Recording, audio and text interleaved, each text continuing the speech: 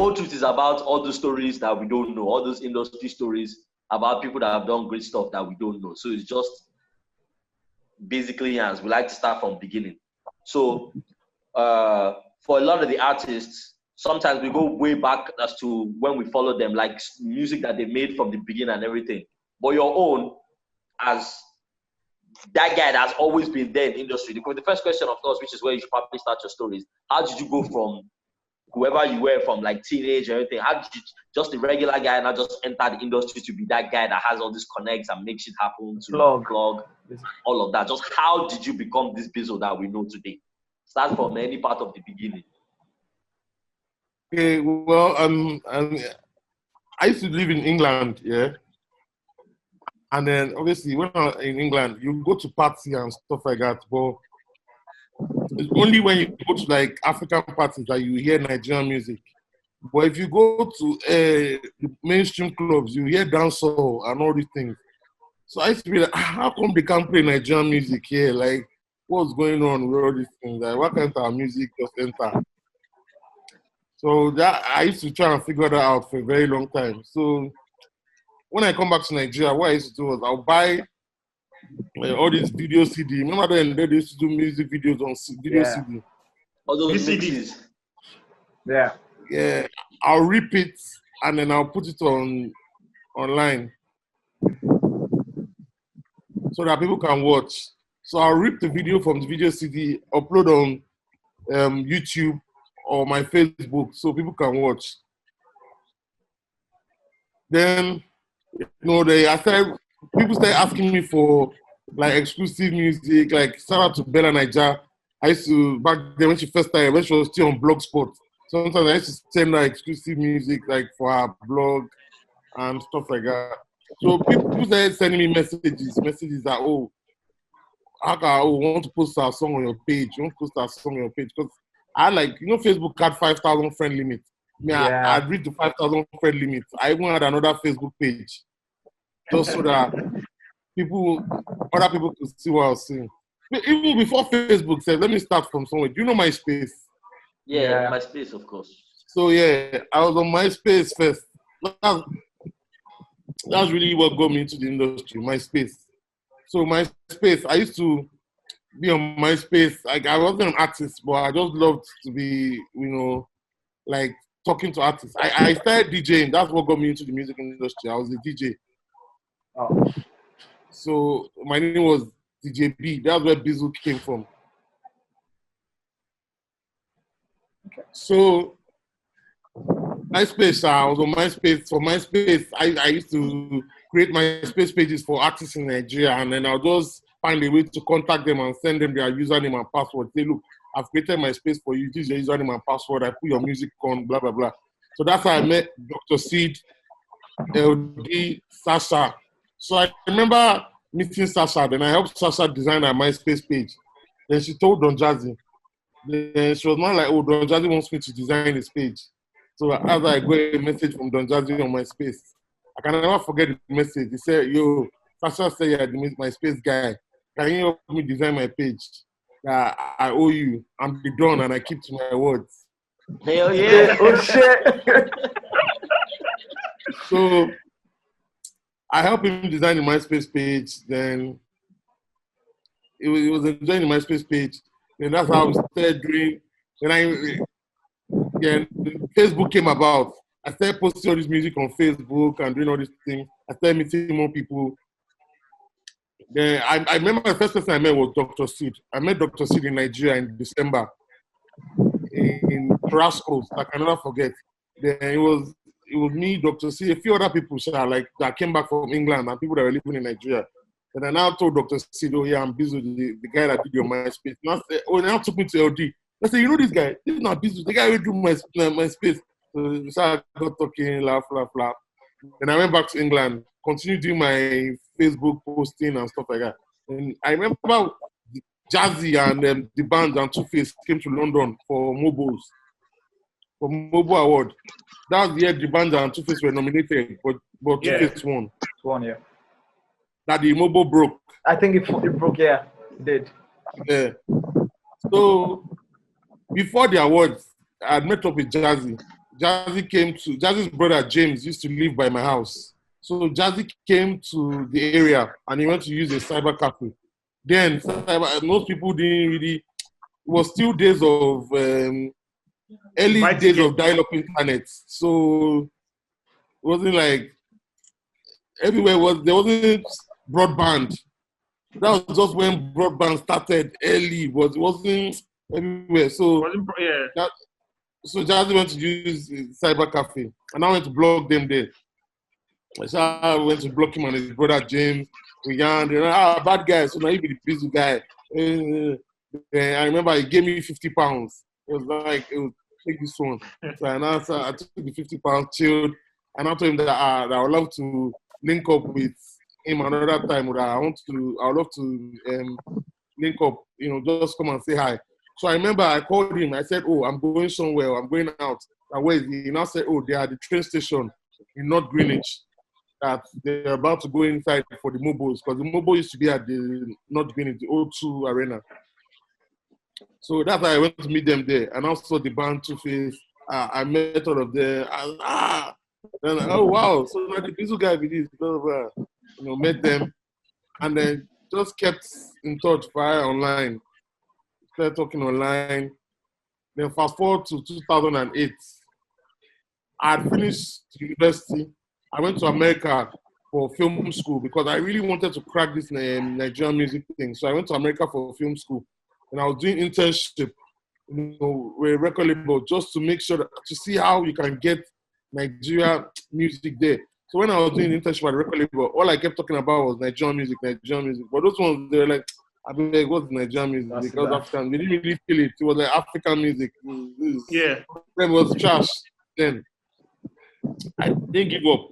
But me doing my internship at the record label, I had learned a lot of things about music, like What record label was that? social media, using social media and everything to promote music and stuff like that. So, and I said, man, I know this like this. That's why I reached out to Osikoya. I was like, bro, I finished from school and, I'm trying to get into the music industry, but I don't know if I should move back to Nigeria or I should stay here and everything. Osikoya was like, come to Nigeria, I'll give you a job. You can help us handle like social media and stuff like that. Osikoya, visionary, man. Shout out to him. He saw the future, and he like a lot of things. Obi has been like in contact with people, even in American and UK industry for a while. So, Obi asked me to come back to Nigeria. I moved back to Nigeria. I got a job with Storm Records. I was earning 80K. What year was this? That was 2008. You be big boy that time. What you get? 80 grand of money. Yes, so I was earning 80K. I can't forget 80K. And I was driving that Camry, pencil light. Big boy, Lagos big boy. You know how my big boy was. Like I was on my Camry had those flip screen that I was the big boy there. I can't lie. So now worked with Storm. Then I was NATO's road manager. Went to SA. Went to a few places around Nigeria, Abuja. Went to Yola, North American University, like different places. And funny enough, when NATO recorded Kenny Big Deal, he sent it to me. I can't forget He emailed it to me. I was like, bro, this is a hit. Oh, bro, this song's going to take over. I was so excited. Like, and he told me, don't play it for anybody. I said, okay. I called all my guys in Jan, played it for all of them. After he told me not to play it for anybody, I was so excited that first time ever getting exclusive for an artist. But I didn't give them the song, but I just played it for them to listen. Everybody was running mad. This jam is too mad. So I moved back to Nigeria. Not long after, NATO dropped Kenny Big Deal. Went to shoot the video in SA with Tikechukwu and Tola Odunsi. I can't forget. I remember when they came back, they came to premiere the video. Osikoya is living in Ikoyi then, off our road. He had the back, there was like his voice quarters was like a den. So where he had it was like a living room at the back that had game, PS, he had a screen, He had office work table, different things. Just like a co-working space, to be honest, like at the back of his house. And everybody used to always come and chill there. Even the band, Don Jazzy, they always come and chill there. I remember when they just shot Booty Call video and some other videos in SA. We all came to that Obi Asika's house to premiere the video as well. All of us watched the video. We're all running mad. So Obi Asika's house was like the hub. That was like where everybody used to come and chill. Then people had not started coming to the island a lot then. Everybody was still living on the mainland. The only people that were living on the island were Obi Asika, Ikechukwu, Neto, like them, the band, everybody, that person, mainland. Everybody was still living on the mainland. Yeah, man. So I remember working with Storm, doing all these things. Then, as I was working with Storm, I remember the band and Don Jazzy, they offered me a job, a better offer. And then, I left Storm, went to work with Mohit. That's where everything really, really like fully started. And then, at Mohit, I was studying the game. And for me at Mohit, it wasn't really about the job. Because I'll say at Mohit, I was supposed to be handling the social media as well. But it wasn't really about the job for me at Mohit. My own thing at Mohit then was the connection. So I used that process to start building my network. I started chilling in the studio when Jazzy is working, when Jazzy is making music, when they were making one the Cole's album. Being in the studio, just watching the process, the creative process. Even there's one Jazzy song, there's one Jazzy Ikechukwu song that I'm on. Now? What's that Yeah. song?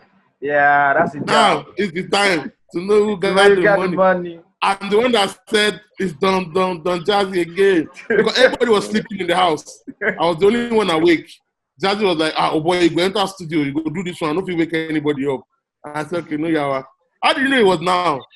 I know that song. That song is an epic song. It's a great song. So that's how, like, I just entered the studio. It's done Jazzy again. And then, in the morning, everybody heard it. It was mad. I was like, man. Well, for me, being in the studio with Jazzy then was the thing I cherished because that's when I fine-tuned my ear to understanding music and knowing that, okay, look, I think I actually want to be someone that, makes music. Even though I'm not a producer or artist, but I want to help people make music. I want to help people create sound, And then from there, I started reading more to know what an A&R does and saying, okay, this is how you become an A&R. You look for talent, you develop them. And then I started, meeting a lot of people. All these upcoming artists then, I'll meet a lot of them, listen to their music, and just, tell them, okay, this is good, this is not good, remove this, remove that. They're working with, like, just around. There's so many artists there, and I don't want to mention anybody's name before someone say you're calling them upcoming, but they were upcoming then. But working with all of them, like, just, trying to listen to sound. Then one day to mixing with everybody in the house, developing. I remember when we made the Prince's album. It was me, the Prince, and Don Jazzy that went to America. Went to mix the project in America. Like, I can't forget me, Jazzy, and Prince. It was first me and Jazzy that went to America to mix the project. We spent like at least 2 weeks in America trying to mix the Prince album. That album is still one of the greatest albums to today. I don't know why people just didn't really cherish that album. Yeah, to be honest, I always tell people that album was, in terms of who the Prince was, that album was ahead of its time. Like all of us trashed it then when it came out. But after listening to it now, when you go back, that album has bankers. Bankers. That's Friendly. Friendly album. So now we did it. Then we also, when we came back then, Banana. Take Banana to Uyo. And we now went to America again. We went to America again to go and shoot the video. Shot the video in America. That video was me and friends that first went to America to go and look for director because Prince said he had to shoot in America. So we went to look for director, location, everything. Me and Prince were in America for like a whole week looking for director and producer to shoot the video. We finally found one. The guy was a fraud. We collected our money back. We now found another guy again. Jazzy came, we shot the video. Then Jazzy and Prince left back to Nigeria. Me, I was still in America because there were 2 other songs from the album that were not done. So I stayed with the producer to mix the records. I can't forget that producer, the engineer. Till tomorrow, the engineer guy always emails me, "Oh yeah, bro, these are my new rates. If you ever come to New York, come to my studio." That's one good thing about America. They'll try and keep in touch. Nigeria, they don't send you. Once you don't mix, goodbye. If you like, call me. If you like, don't call me again. My business with that. That's one thing about Nigeria. People don't know how to keep in touch. And they go put their name for they must put their name for the mix, and then mix them for But them. to be honest, I don't like them putting their name. I don't like them putting their name on the mix. But one thing for them is that they feel like, look, this is my only opportunity to promote myself. Yeah. Because a lot of artists in Nigeria, like now, if you check the credits on Watch the Throne, I put it out on Twitter the other day. If you check the credits, the mixing engineer is there, the assistant mixing engineer is there, everything. Nigeria, they're not going to give one engineer credit. So if the engineer they put in tag, Baba won't blow too now. Yeah. Even though sometimes it's tacky, but like I feel like they have no choice because nobody's giving them credit. But we need to find a system where these guys start getting credit so that they don't have to put their tags on any song again. Because maybe today tagging starts now. First Stars, mixed by First Stars. This square time. So you can't really blame these new guys. New guys, yeah. Yeah, so man. You mentioned like you were okay. No, go ahead. And then you mentioned you're an A&R, yeah. And you know nowadays everybody thinks A&R is just someone that listens to music and say, "Oh yeah, put this person there, put this person there, put this person here." So what does an A&R like actually do? People don't know A&R because I always get emails, Baba, I want to be A&R, I want you to mentor me A&R. Like, and for me, I always say to people, like, for me, I discovered that I wanted to be an A&R because I fell in love with what an A&R does. My joy was looking for talent. Even a lot of people that know me, I love to like find a lot of upcoming guys. I started with Cass. Like I didn't discover Cass, but when Cass made Familiar, nobody was willing to support him. I was with him. I said, bro, let's blow with this song. Started working together to push this song. I was driving Cass around in my car. I was Cass's manager. We pushed Familiar everywhere, every radio station. We went to AIT, Alagbado, everywhere. We would drive together. One time my AC wasn't working. We'll be sweating in the car together just so that the song could work. We went to many, many places to post the video. I remember in the night, then Cass used to live with them, Don Jazzy. In the night, me and Cass would say, yeah, and Cass didn't used to drink, but me, I used to drink then. I stopped drinking now, so thank God for my life. But me, I used to drink. Me and Cass we'll drive to Allen Avenue, all those clubs, Pecas, Do It all those places. We'll go and go and promote his song. We'll go to this Metro Park. We'll go. I can't forget. I'll buy one bottle of stout. We'll go. We'll be begging the DJ to play song. We're pushing the song. You have to grind, man. Yeah, a lot of people don't want to grind these days. Everybody just wants to make it. But yeah, man, me and Cass will go and push the song. Along the process, I was meeting so many people.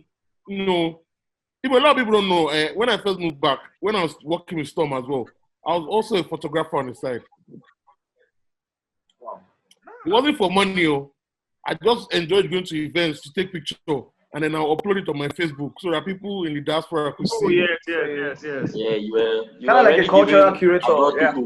Content, right? So like, if you go on my Facebook now, like you still see some of the pictures from Headies, Road to Headies party, Road to Mama's, pictures from when the club Insomnia launched, different pictures. I just used to post everything just so people could see. Like sometimes, like my memory, Facebook memory shows me pictures. Yeah. I'm just like, damn, man, I remember taking this picture. But I remember the first time I met Whiskey too. It was Road to Mama's. Man, talking about this thing, I'm just bringing back memories. When I first came to Nigeria, shout out to the first people that I worked with on the side. Like it wasn't a job, but just worked in to help develop do this social media thing.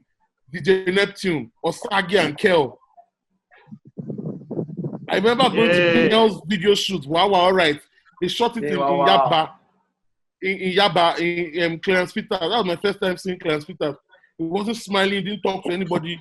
And I think Kel was signed to him, or it was a deal with Capital Hill. Yeah.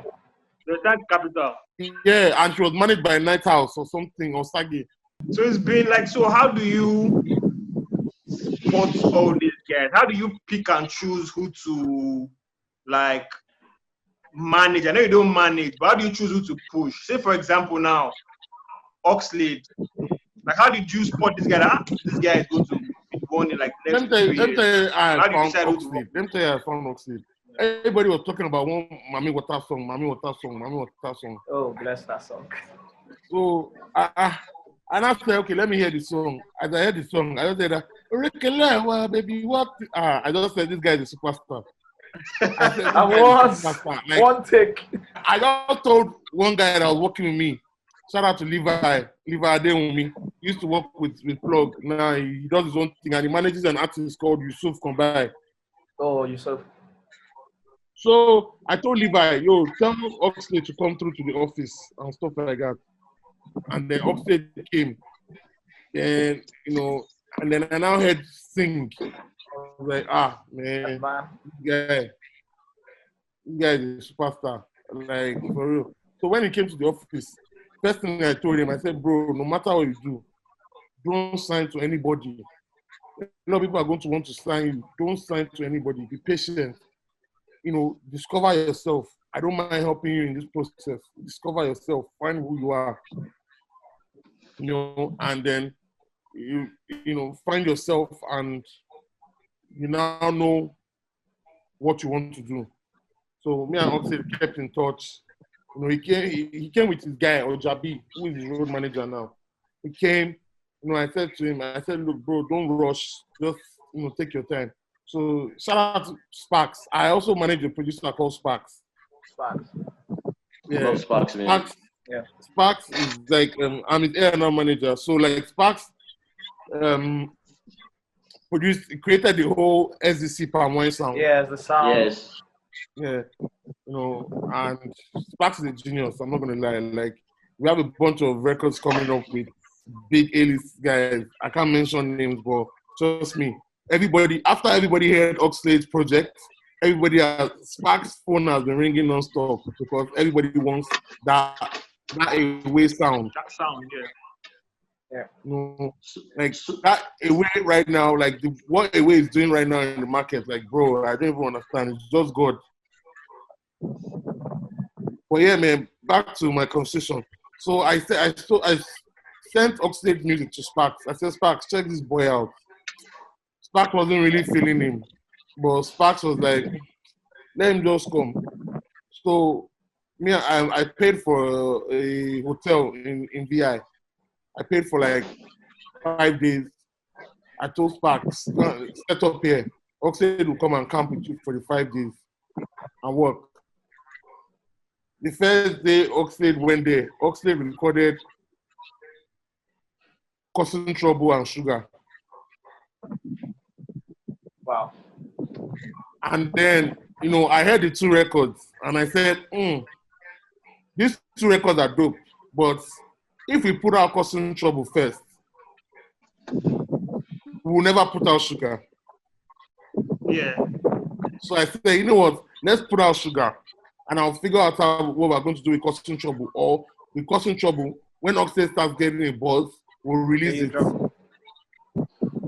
So along the process, when Oxlade recorded the song, he met David. David found him. Then David reached out to him. David told him, "Oh, come to my crib." He went to David's crib. David wanted to sign him, and then, he was like, he now told me, he now said, "Bro, David wants to sign me. Or like he's really gingered. I went to his crib. He gave me money. He took me out. Took me to meet Burna Boy, and stuff like that." I don't know, man. Like I'm kind of like, confused. And I don't blame him. Coming from nowhere, Davido reached out to you, and you're like, Davido, this opportunity comes from. this opportunity comes but once, blah, blah, blah. So I said, bro, don't rush, take your time. And obviously, I knew he spoke to his grandma a lot. He used to always go to Ibadan to go and see his grandma. So I said, you know what, go and see your grandma and pray with your grandma. Because whenever I go to see his grandma, they always go and pray. So I said, you know, go and see grandma and pray. Then when you come back, you know, you make up your mind. Then he came back, he told me, he said, bro, I'm not sure I want to sign to Davido. Like, say, I just want to do this thing on my own. Like, I just want, you know, they do this music and hopefully, you know, the right time will happen. So I said to him, I said, okay, no problem. You know, like, I dare to support you anyway. Me, I'm not going to give you contract because I'm not interested in signing artists. But we'll distribute the song for you. And whatever money it makes, we'll take 30% and give you 70% of the money. You know, but don't worry about me paying for Sparks, paying for the session. Don't worry about all of that. That just take that one as me blessing you. So we did. He said, okay, no problem. Then we created, we mixed and mastered Sugar. Dropped it December 21st, 2018. I mean, it was a busy period, but there was some small buzz. I sent it to a few radio stations. People were playing it. Everybody were like, this is different. This sound is different. Blah, blah, blah. Then people started staying with this Oxlade guy. Blah, blah, blah. There was some conversations going around. I think David even posted the song for him and stuff. Then we just let it slide and go through. Then, no, before releasing the song, I on the 14th of December at Mayokun's concert, I now saw DJ Tunes. I said, DJ Tunes, come, I need to introduce you to this boy. This boy is going to blow, and this boy is going to be one of the biggest artists from Africa. And I said, come and meet Oxlade. And then he said, look, I said, bro, I have a record for you. Don't worry. After this today, I'll send you the record. That's why I sent DJ Tunes, Causing Trouble. Causing Trouble. Then DJ Tunes loved it. I introduced DJ Tunes to Sparks. DJ Tunes went to Sparks' side. He and Sparks, we worked on the beat. They changed everything. Like DJ Tunes, shout out to DJ Tunes. He reconstructed the song from what Sparks did. You know, so it was part of the creative process because he, you know, like that was, if I send you the original Causing Trouble, it didn't sound like that. Okay. So DJ Tunes helps Sparks to reconstruct the song and rearrange it. And I said to DJ Tunes, no, bro, you can have this song. And then, but right now, what we want to push is Sugar. Like, we need your support and everything. So shout out to Tunes. He was also one of the first people to play Sugar. He started pushing Sugar. Then Oxlade performed at David's show, that 2018. He performed Sugar as well. The reception wasn't really mad because people didn't really know him then. But I mean, he still, shout out to him, he still performed. He didn't care if people didn't really know him much. But based on Davido had posted him before, a few people knew him, but it wasn't that much. He still performed the song and still gingered. In that December, I tried to plug him into a few events, plug him into Island Block Party, here and there, so many things. Just as time went by, I started finding ways to plug Oxlade into our own events that we're doing, block party, performed at a few block parties, started doing one or two. I knew Sugar started to grow, started to increase his fan base. Before you know it, Oxlade was telling me that I'm going to a pool party in Oka. I'm like, wow, I'm happy for you, man. Things are working out. I'm going to a show in Ibadan. I said, look, then he followed, I think he went on tour with somebody. Somebody did a school tour. I think it was Peruzzi or somebody that did a uni tour. He went on that tour. And then from there, things started growing for him. You know, and started making music. In the process, started making music. So as things were going for Oxlade, I said, you know, me, I don't want to do label. I don't have money. So a guy, a management company in America, it's a small management company called Tronic. They reached out to me and said, look, we're looking for Afrobeat guys to invest in and, you know, take to the next level. but we want to work with you closely in Africa, just so that things can go together. I said, okay, no problem now. I sent them a bunch of people's records. They came back to me and told me that Oxlade is the best out of all the people I sent to them. That was the deal with Oxlade.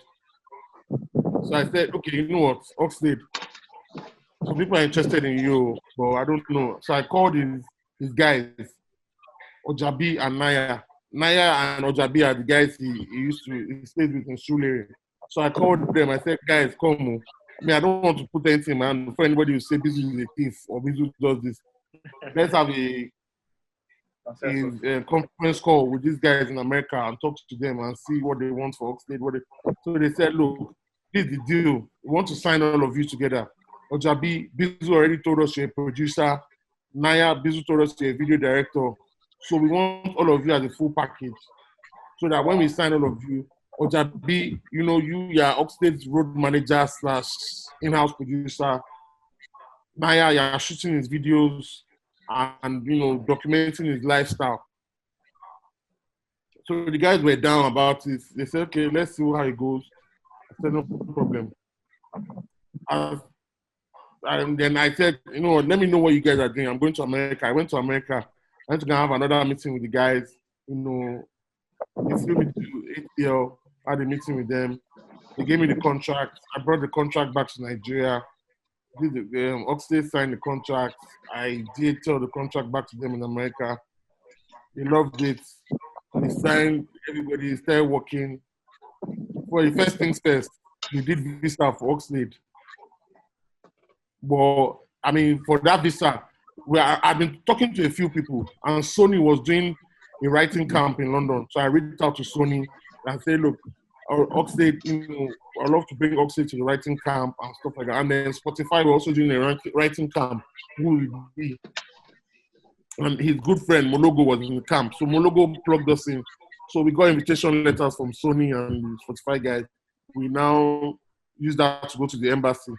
Applied for Oxlade 2 years visa. This is someone that has never traveled for Virgin passport. 2 years visa, and they gave Oxlade straight. No questions. When he went for the interview, nothing. They gave him, all the other people that went with him, they denied all of them. But Oxlade, 2 years straight, they gave him. I said, this guy is blessed. That's when I started to say, I need to take this guy's matter serious. This guy has a blessing around him. So what do you get from all this? Like, because most A&Rs, they don't, like, if they don't sign anything, they don't get, like, monetary value. Because I heard one interview that you said you hardly sign contracts. So what's, your fulfillment? What do you get from all this? Like, to be honest, I just derive joy in making, derive joy in making superstars. Like, it's something from my heart to say, look, I was part of the creative process of making this guy a superstar. Like, it's something that I enjoy. I do it for the love. I can ask Oxlade, the money I've given him is more than I've collected from him. And it's not because even what's it called, the money from his streaming of sugar, I've not touched 1 naira. The money is just piling up there. Because at the end of the day, it's not my money, it's his money. And I'm helping him save it because artists the way they are. At least when he gets to a substantial amount, you use the money for him. Maybe buy a car or collect a house for him. Something like reasonable. Because at the end of the day, let's be real, Oxlade is like my little brother. Oxlade is 22. He's just turned 23 years old today. While Bizzle spoke about Oxlade, he kept saying, of course, he came to the office. So I'm thinking this is the office at the plug. Yes, plug office. Okay, so that's another story that I think is very inspiring. I think that's another story that all the young entrepreneurs, all the people that generally look up to you, the story of how you set up the plug, I think is also very important. Let me tell you the plug story. I've been saying all the story, but I haven't told the plug story. Okay, so I left Maven 2016, and then I was going through some problem of my own personal. So I went to America. I took all my small change, went to America for like 3 months. Shout out to Issa, DJ Obi, SARS. They really helped me mentally that year, that summer. 2016 summer, I can never forget. And that's the year we founded Plug. So, I mean, I was in New York. I used to always go to Rock Nation office because we're friends with the guys at Rock Nation. Shout out to Bizzle Osikoya again, another person, because he's one that introduced us. So you work for Rock Nation? I worked for Rock Nation. I worked for them. I worked for Rock Nation, but nobody knew. I worked for Rock Nation for a year, but I didn't make it public. Okay. I used to always go to Rock Nation office to hang out with BI, who is Jay-Z's cousin. And then one day, me and Asa were in the office, and BI was like, yeah, I'm telling you, you kids, like, you need to set up a company because you guys know too many people. You know people around Africa. You know people in the States. You know people in UK. You guys need to set up a company. You guys are like the plugs. You need to connect people. The plug. So that's what we took out of that meeting, the plug. Yeah, it's now young. And I say, you know what? Let's form a company called The Plug. And then they say, look, we're not going to manage artists. We're just going to be doing bookings. We'll manage DJs and producers because we're hanging out with SARS and DJ Obi. So those are the first people that came to our mind, DJs and producers. So Obi was our first client. Started working with Obi. And then, you know, that's that same 2016 now, December, David reached out to Asa and was like, bro, like, I don't have any management right now and I need you to come work with me, man. Let's go back to basics and stuff like that. So that's when they started working together, and then January 2017, the rest was history now. If dropped, everywhere scattered. So for Plug, we started from there. So we registered the company. Me and Esther, I came back to Nigeria. You know, I felt some sort of hope again in my life because I'd lost hope in everything. I felt like my life was I was living a fast life.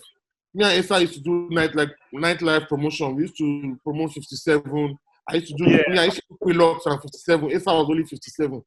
I was making so much money. I was making, between me and Esther, we're making at least like every weekend, we're making like 1 M each. What?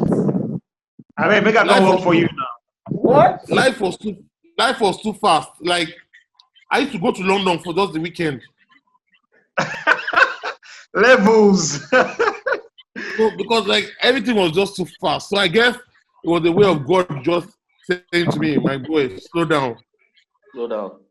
So that's when I started going through a lot in 2016.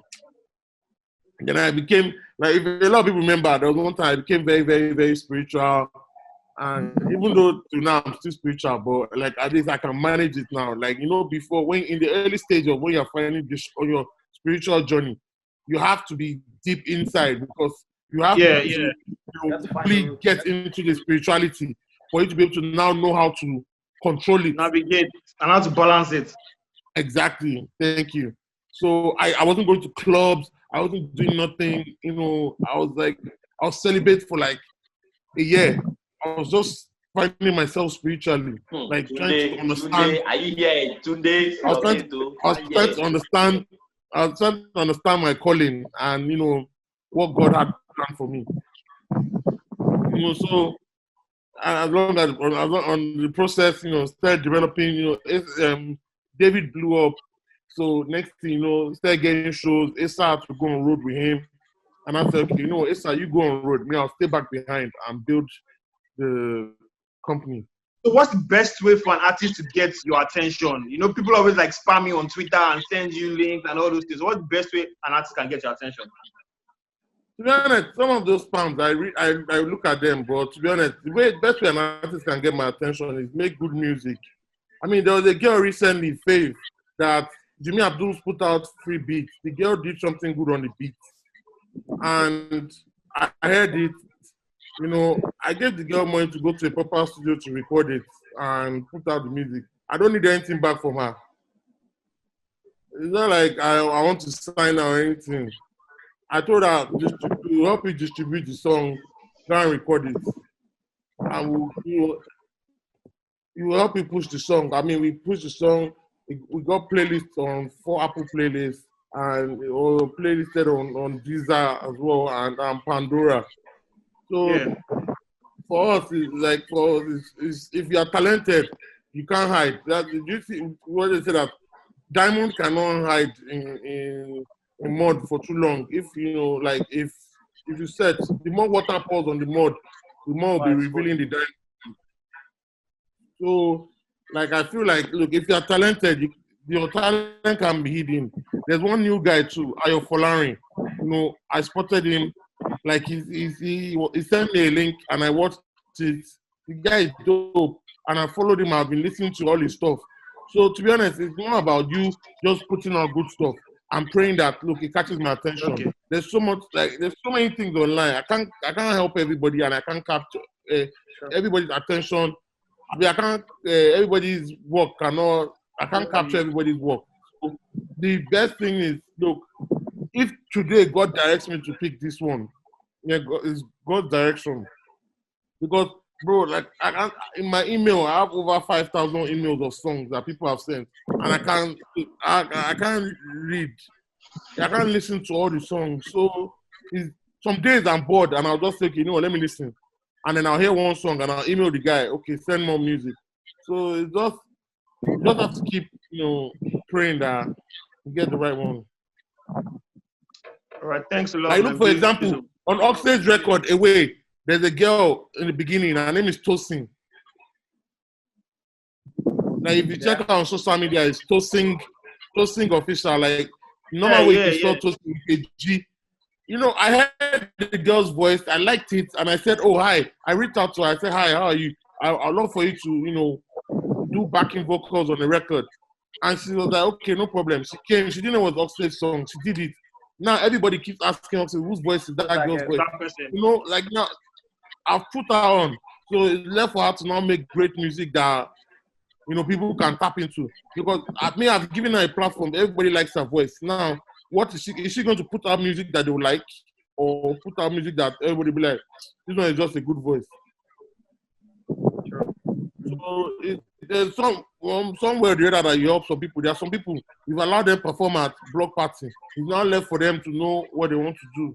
Thanks a lot, Bizzle. Thanks for doing this with us, because it's not easy. No doubt, guys. Thanks, man. We know that your time, they're precious. Yeah. I appreciate it, man. Only this one time when you did follow us talk now, only God knows how many money emails you've gotten. But as I follow it talk, I just reply email, they do different things. Like I know. All right, man. Thanks, man. Now, we have to also find money, because at the end of the day, all the staff, they don't go 1 year, say work no day, they go see one collect salary. No time, even we said we won't collect.